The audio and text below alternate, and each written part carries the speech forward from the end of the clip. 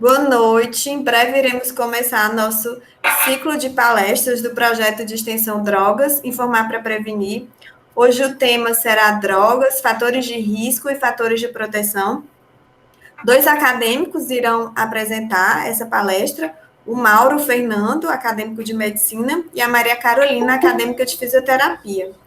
Se vocês tiverem alguma dúvida, né, vocês podem ligar o áudio e perguntar depois que eles terminarem a palestra, tá? Ou então, quando eles fizerem algum questionamento, aí vocês podem falar com os acadêmicos, tá? Podem começar. Ok. Primeiramente, boa noite a todos. Nesta palestra de hoje, eu, Mauro Fernando Filho, e a nossa aluna Maria Carolina, iremos abordar um pouco para vocês sobre os fatores de risco e os fatores de proteção, né, sobre o uso de drogas. Pode passar. Bem, primeiramente, por que destinar esse projeto, né, a essa fase da adolescência? Primeiro, porque é um período considerado como crucial, né, para o início do uso de drogas, devido a essa fase de experimentação, né, essa fase que eu botei a expressãozinha de levar tudo para a boca, né, porque desde criança, né, a gente tem essa curiosidade em querer experimentar as coisas, né, você tem contato com a terra, né, quando é bebezinho, e já tenta levar a boca, né, não tem muita noção daquilo, né, e de certa forma na adolescência, né, vocês acabam passando por isso, né, tem essa curiosidade, né, a diferença é que agora vocês têm consciência, né, do que vão estar levando a boca, pelo menos é para ter, né, mas infelizmente tem gente ainda que se nega a isso, né, vai utilizar. Aí vem com aquela história, né? Ah, mas não vou utilizar de forma abusiva, né? Vai ser só uma vez por mês, uma vez por semana, quando eu estiver estressado, algo assim do tipo, né? Vai ser algo ocasional. Aí vem a pergunta, né? Será que realmente você tem essa opção? Né? É interessante afirmar que isso não é tão fácil assim de se livrar, tá? O consumo de drogas não é algo tão fácil assim de você deixar de utilizar depois que você começa. Então, o simples fato de experimentar pode causar malefícios irreparáveis, entendeu? Então, é bom nem tentar.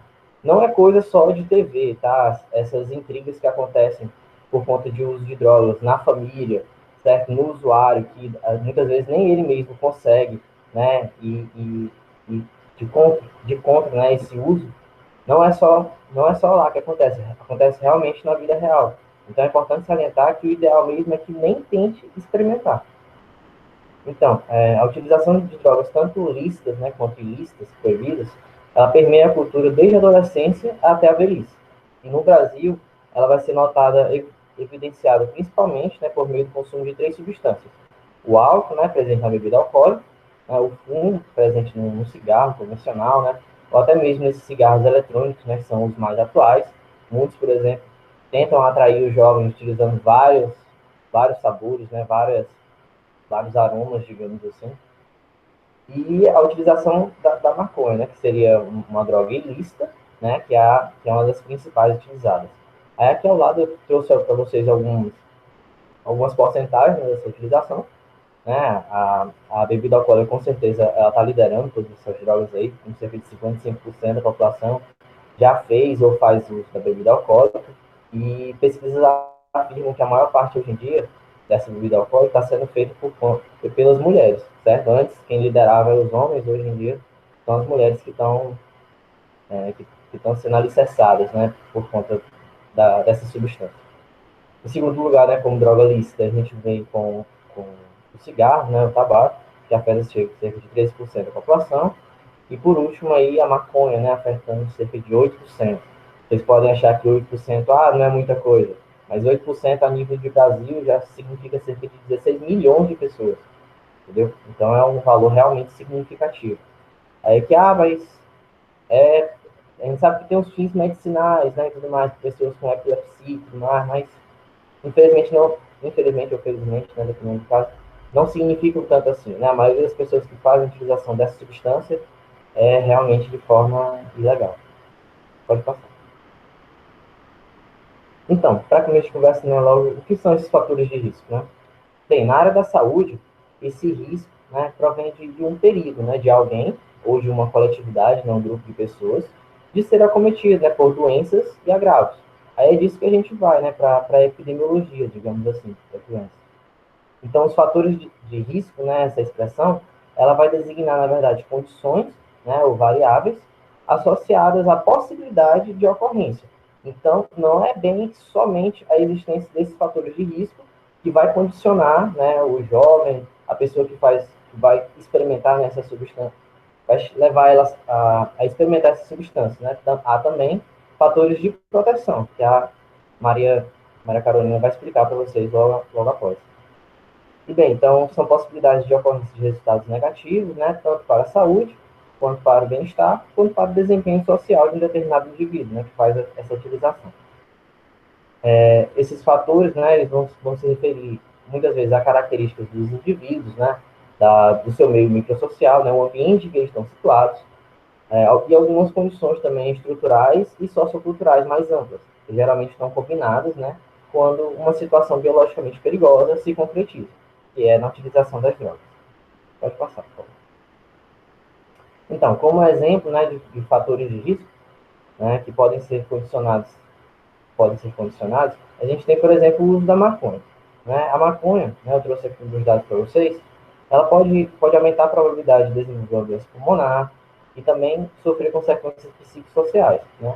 Pode desenvolver agressividade, né, no indivíduo que faz uso, além também de outros conflitos com os pais, né, perda de interesse na escola, e muitas vezes gera ainda mais ansiedade, né, além de poder deixar o usuário dependente. Então, por que as pessoas se sujeitam, né, a estes riscos? É meio óbvio de falar que o adolescente, na verdade, né, ele não está buscando por essa dor e todo esse sofrimento, né, que a droga acaba por trazer no final das contas. Né? Em geral, ele é atraído, de certa forma assim, né, porque ele busca, através daquilo, se extroverter mais, né, ir atrás de novas sensações, né, obter prazer, tentar se inserir em determinado grupo, certo? Tentar se diferenciar, pensar que através dessa droga ele vai ter certa autonomia, ou até mesmo aquela sensação de independência, sabe? Muitos jovens têm na mente essas coisas assim, eu tô doido para fazer 18 anos, né, para poder me livrar, né, dessa, dessa pressão dos pais, né, digamos assim. Só que vem aquela coisa, né, será que é este o caminho, né? Será que é esta que é a única opção? Será que são só as drogas que podem trazer estes benefícios, né? Essa sensação de prazer, esse inserimento social? Não, né? Tem outras coisas, como por exemplo o esporte, né? Ou praticar, tocar uns instrumentos, entendeu? São várias possibilidades. A Carol vai falar bem mais sobre isso para vocês. Pode passar. Então, há essa necessidade, né, de se olhar para os dois lados, tanto do desejo, né, do adolescente poder usar essa substância, quanto também para o lado dos danos, né, que vão ser causados por conta dessa utilização das drogas. E aí, como fatores de risco, né, eu vou destacar para vocês aqui 6. E o primeiro que eu já inicio são diz respeito aos efeitos acumulativos, tá, das substâncias tóxicas e a sua relação com a vulnerabilidade do indivíduo. Então, o que a gente pode iniciar? Que quanto mais intenso for o uso de drogas, para começo de conversa, mais riscos há. Né? Isso aí é meio óbvio falar. Mas por que eu quis ressaltar logo de início? Porque tem a questão da overdose. Né? A droga, como vocês sabem, é algo tóxico no nosso organismo. E quanto mais for utilizado, mais tem esse risco aí, né, da pessoa não conseguir eliminar, digamos assim. Né? E aí pode levar a óbito. Né? Pode gerar consequência irreparável. Alguns estudos, por exemplo, também, eles sugerem que o cigarro e o álcool, né, que são ditos como drogas comuns, né, digamos assim, que são drogas mais leves, né, como o pessoal fala, eles seriam como, por exemplo, uma ponte, né, para um caminho progressivo de envolvimento com drogas cada vez mais pesadas. Né? Então, são drogas que dão acesso a outras. Né? O jovem está lá utilizando uma e diz, então, deixa eu tentar essa outra, que assim, já que o efeito não está sendo meio, entendeu? Acaba deixando propício, né, a utilização de outras substâncias. Pode passar. Um segundo fator de risco, né, para a utilização dessas substâncias, pode considerar, é como a atitude positiva também, né, da família com relação ao uso de drogas, né? O que acaba reforçando a iniciação desses jovens, né? Pais que, por exemplo, deixam bebida exposta para o filho, né? Vê o filho tentando experimentar e deixa, acha aquilo ali bonito, né? E isso não é legal. Trouxe alguns dados aqui, né? Afirmar que 25% dos jovens, né, já fizeram uso ou fazem uso de bebida alcoólica já desde os 13, né, e até 15 anos, desde os 13, 15 anos de idade, já fizeram esse uso, já chegaram a experimentar, ou seja, de 1 a cada 4 jovens, né, e que há alguns padrões, né, de comportamento dos pais, né, e de interações familiares que vão ser responsáveis, né, por esse envolvimento com as drogas, como, por exemplo, uma educação autoritária, né, uma família que educa o filho através de violência, né, não é muito, é um fator de risco para essa utilização de drogas, um ambiente, né, familiar onde há pouca afetividade, um monitoramento deficiente também, né, entre outros fatores. Então, são padrões, né, que vão servir de modelo. Né? Então, se há dentro da família um pai que faz a utilização forte de bebida alcoólica, de cigarro, né, ou de outras substâncias, isso vai acabar levando ao filho também a utilizar. Né? Mas é importante ressaltar que não é bem uma consequência direta, entende? É um fator de risco. Né? Como eu falei, é uma possibilidade a mais do jovem acabar se sujeitando a essas substâncias. Pode passar. Como terceiro fator de risco, a gente tem o envolvimento grupal, que eu considero como, por exemplo, o principal, né? Porque a gente sabe que não é só bem, né, dentro de casa que essa utilização das drogas, né, a prevenção do uso, pode ser barrada ou iniciada, né? Tem também a questão do grupo de amigos, né, que você faz parte. A gente sabe que muitos amigos são considerados como modelo, né, de comportamento. Você vê aquele amigo que você acha bacana e tenta se influenciar por parte dele, né, tenta fazer aquelas coisas que ele faz por você gostar dele. Então você acaba compartilhando certos valores, né, e certos hábitos, eles sendo bons ou não, né? E aí, por isso, há essa necessidade de interferência dos pais e dos educadores. Pode passar. Como quarto fator de risco, né, a gente vê o papel da escola. Né? A gente sabe que dentro da escola, né, dentro do ambiente educador, aquilo é um espaço privilegiado, né, para encontro e interações entre os jovens. E, ao mesmo tempo que pode ser um espaço transformador, né, que a gente observa nessa imagem ao lado, né, as crianças já sendo educadas desde pequenas já, e não se deve fazer uso de bebida alcoólica, né? Porque assim, está até dizendo assim, né, criança não toma bebida alcoólica, criança toma sorvete, né? Então, a escola tem essa importância aí, né, de poder lutar contra as drogas, mas é importante ressaltar que, a mesma forma que ela pode ser um agente transformador, ela pode ser também um local propiciador para o uso de drogas, principalmente quando nesse ambiente a gente se depara com falta de motivação para os estudos, né, mau desempenho escolar pelos alunos e falta de compromisso, né, entre outros fatores. E acaba transformando, né, o ambiente escolar em um ambiente propício, né, ao envolvimento com traficantes, né, e o aliciamento, né, trazer isso para o mundo da droga. O quinto fator de risco seria diz respeito à disponibilidade, né, e à presença das drogas na comunidade de vivência, o lugar que as pessoas moram. Né? Então a gente sabe que existe realmente essa relação, né, de que o excesso de oferta, né, o excesso de disponibilidade vai acabar naturalizando o acesso, né? Se você se depara muito com aquilo ali no seu meio, você vai acabar utilizando, né? E que gera, além desse problema das drogas, pode gerar outros problemas também, né? Como, por exemplo, gravidez precoce, né, ou evasão escolar. Mas é importante ressaltar mais uma vez, né, que esses fatores não é algo intrínseco, não é porque você mora num bairro que tem, né, que é considerado, que é destacado por isso, né, por essa utilização de drogas, que você vai usar, entendeu? Isso não está diretamente relacionado. Né? A gente não pode dizer que isso aí é só propício de bairros pobres, né, que a gente sabe que tem essa presença maior, né, do tráfico, né, de drogas e tudo mais. Pode estar presente tanto em bairros pobres quanto em bairros ricos, certo? Então não pode levar muito bem sempre o ambiente em consideração. Pode passar. E o último fator de risco, né, mas não menos importante, eu gostaria de ressaltar o papel da mídia, né, até mesmo porque através de toda a publicidade, né, a utilização de imagens de artistas, né, e esse apelo ao glamour, né, ao luxo, né, e à sexualidade, que é muito marcante com a mulher, né, aquela propaganda lá de bem verão, essas coisas assim que a mídia inventa para poder sempre estar atraindo ainda mais os jovens, né, para a utilização dessas substâncias.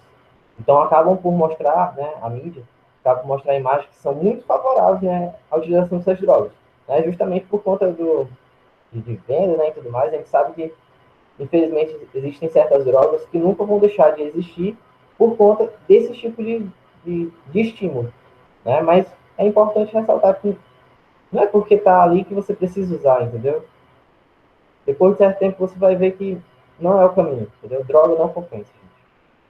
Então, nenhuma propaganda por si só, né, é importante ressaltar, que ela não atinge um efeito assim tão forte de persuasão quando se tem fatores de proteção atuando de maneira contrária, né? Então há realmente essa necessidade de haver um espírito crítico, né, e reflexivo, que pode ser trazido, né, tanto através da escola, né, quanto pela família ou pelos amigos.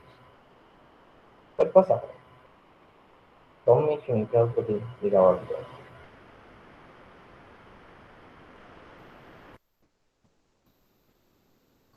Bom, sobre os fatores de proteção, né? Dando continuidade ao que o Mauro falou. Para que a gente possa entender esses fatores de proteção, é necessário que a gente entenda o termo, né? O que é essa proteção? É a oferta das condições de crescimento e de desenvolvimento, de amparo e de fortalecimento da pessoa em formação. E ela é fundamentada através do Estatuto Brasileiro da Criança e do Adolescente, que é o ECA, né? Esse estatuto, ele dá os direitos e os deveres à criança e do adolescente. Então, é dever do Estado garantir a educação, garantir a habitação, a alimentação e o lazer da criança, dentre outros. E o dever dela de respeitar os adultos, de estudar e dentre outros também. Os fatores de proteção, eles são necessários porque eles vão promover o crescimento saudável e evitar que os adolescentes e crianças corram risco de dependências e acirramento de problemas sociais. Bom, esses fatores de proteção, assim como os fatores de risco, eles são identificados nos 6 domínios da vida, como a gente já viu também com o Mauro. E eu vou só reforçar um pouquinho. O individual, que são essas atitudes e predisposições do próprio indivíduo. O meio familiar, que são as relações familiares e atitudes parentais, que vão influenciar diretamente na educação da criança. A escola, que vai trazer ou um clima seguro ou inseguro para que ele possa ser influenciado ao uso ou não de drogas. Os amigos, que vai trazer esse envolvimento ou não com drogas, a sociedade, que vai ser essas tendências econômicas, a falta de emprego, como o Mauro falou, e a comunidade, se ele está numa comunidade organizada ou desorganizada, também vai influenciar ele. E levando diretamente esse fator de proteção, a gente vai pegar a individualidade, né? Que, por exemplo, se a criança e adolescente ele tem respeito e satisfação com a vida, o que é isso? Se ele está de bem com a vida, ele está feliz com aquilo que ele está fazendo, ele não vai precisar das drogas para se sentir feliz. Então, isso vai ser um fator de proteção também. Se ele tem uma elevada autoestima, se ele realmente sabe quem ele é, se ele tem esse sentimento de valor, de pertencimento, o orgulho de ser quem ele é, as habilidades que ele possui, se ele tem habilidade para a arte, ou para a música, ou para o esporte, se ele tem uma visão de futuro, se ele começa a enxergar, poxa, eu quero ser médico, eu quero ser um fisioterapeuta, eu quero ser um professor, então ele vai buscar traçar objetivos para que ele consiga alcançar as metas que ele tem. Na família também, como o Mauro falou, o fator de proteção é se ele tiver um vínculo familiar forte, ou seja, se a família está ali apoiando o adolescente, a criança, para que ele não se envolva com as drogas, se ele tem esse apoio da família ao processo da aquisição de autonomia pelo adolescente. O que eu acho interessante nessa aquisição de autonomia é em relação à educação financeira, né? Por exemplo, o pai ou a mãe dá uma mesada para a criança, então ele já tem essa autonomia de adquirir, de trazer o dinheiro, né, para perto, então ele vai administrar aquele dinheiro e vai ter um pouco mais de autonomia. Se a família estabelece normas claras para o comportamento social, incluindo-se o uso de drogas, ou seja, se a família ela traz esclarecimentos e tem um diálogo efetivo com os filhos, então ela vai trazer esse esclarecimento e, de uma forma ou de outra, vai trazer esse fator de proteção. A amizade também, que influencia. Então, se ele tem grupos de amigos com objetivos e expectativas de realização na vida, se tem o mesmo objetivo, se ele tem um grupo de amigos de estudos que faz as mesmas coisas que eles, então vai fazer com que ele não se envolva com as drogas. Se ele participa de movimentos que levem ao protagonismo juvenil e à solidariedade, ou seja, grupos de igreja ou ações sociais que ele participa, isso também vai ser um fator de proteção. A escola, que é um dos principais pontos, né, que a gente aborda, que se a escola ela oferece essa oportunidade de decisão e participação dos alunos, vai fazer com que eles não se envolvam, não queiram se envolver com as drogas. Se tem esses vínculos afetivos com professores e colegas, ou seja, se ele tem essa liberdade de conversar com os professores e colegas, então ele vê um amiguinho usando droga, ou então querendo que ele use, ele vai lá e conversa com o professor, olha, está acontecendo isso, então o professor vai ter a liberdade de interferir na decisão que ele pode tomar. Se ele tem a escola também possui descoberta de possibilidades e talentos pessoais.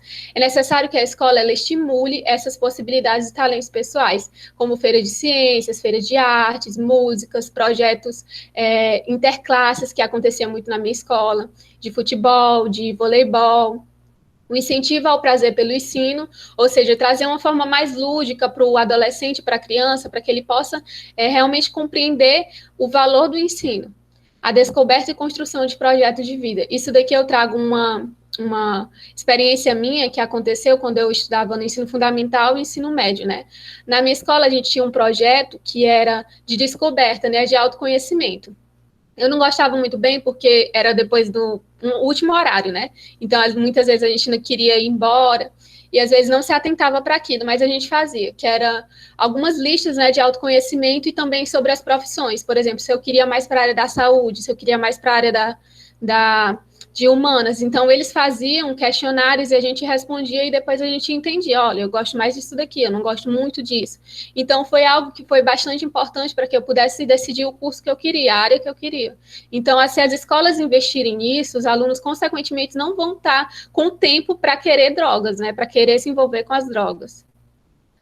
A sociedade é a comunidade que vai trazer essa oportunidade de trabalho e lazer, que se ele está inserido numa comunidade, numa sociedade que tem um campo de futebol, que tem uma praça em que ele possa brincar, em que ele possa estimular alguma atividade, e se tem essa oportunidade de trabalho, como o programa de jovem aprendiz, né, que muitas vezes alguns adolescentes vão para esse caminho, então é muito bom porque ele está ali seguro, ele não tem, é como eu falo, né, se não tiver tempo para escolher as drogas, ele não vai querer se envolver, porque a maioria não estou dizendo que é diretamente, mas muitas vezes o adolescente se envolve com as drogas porque ele não tem muita coisa para fazer. Ele fica ocioso, fica só em casa, fazendo outras coisas que não traz benefício para ele. A credibilidade da mídia, então, se a mídia ela traz uma propaganda efetiva sobre o uso contra as drogas, por exemplo, o cigarro, hoje em dia, né, a gente vê nas cartelas de cigarros aqueles anúncios de doenças que trazem consequência, porque é consequente do uso de cigarro, então a pessoa vai ver e não vai querer mais utilizar. É para ser, né? A mobilização social, se a comunidade, a sociedade, ela tem essa mobilização social ativa, os vizinhos, eles têm essa interação, essa afetividade, né? Se traz a sociedade e a comunidade, tem essa informação adequada sobre drogas e seus efeitos. Então, por que esse projeto é tão importante? Porque a gente precisa informar a sociedade, não somente os alunos e os pais, sobre a utilização de drogas e os seus malefícios, porque eles não podem utilizar porque o organismo deles não está preparado para algo tão nocivo. E isso traz, consequentemente, ações futuras que vão desestabilizar ele. Um clima comunitário afetivo, como eu já tinha falado, se os vizinhos, eles interagem. Hoje em dia, a gente não é mais tão prevalente em relação aos vizinhos ficarem na porta da rua, né, conversarem, então as crianças brincaram no meio da rua por causa da violência, mas antigamente, no meu tempo, a gente brincava muito na rua. E era muito bom, porque, como eu falo, né, os amigos influenciam, e a gente não tinha esse contato com as drogas, porque todo mundo queria era brincar, não queria fazer outra coisa. O clima comunitário, a consciência comunitária também, tipo, eu faço parte de uma comunidade, eu tenho que me inserir na comunidade, o que eu posso fazer pela minha comunidade? Então, são esses fatores de proteção que trazem um benefício. Aqui a gente tem uma recomendação, que é o filme Um Sonho Possível. Eu vou colocar aqui um pouco do trailer dele.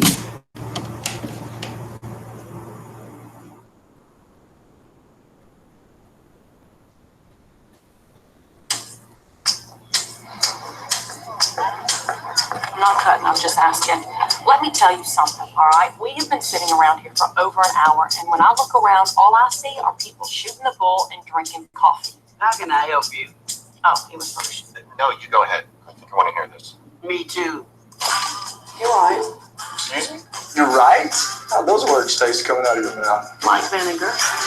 Who is that, SJ? Big Mike. He goes to high school here. What is he wearing? It's below freezing. Do you have any place to stay tonight?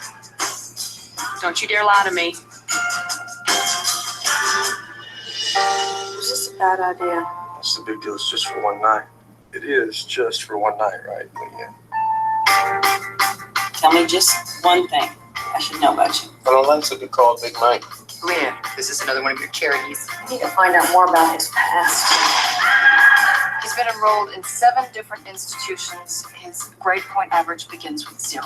He needs to do better in school. I'd love to work with him. This mine? Yes, sir. Never had one before. What, a room to yourself? A bed. Michael's grades have improved enough that he can go out for spring football. How's he doing? Haven't quite gotten the hang of it yet. It's all real nice what you're doing, but don't be surprised if one day you wake up and he's gone.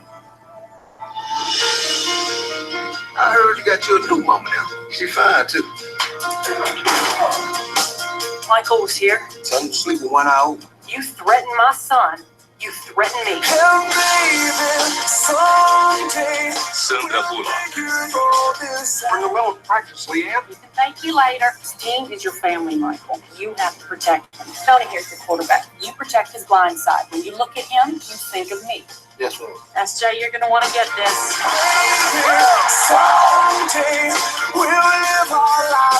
Mike's the best left tackle they've seen in years.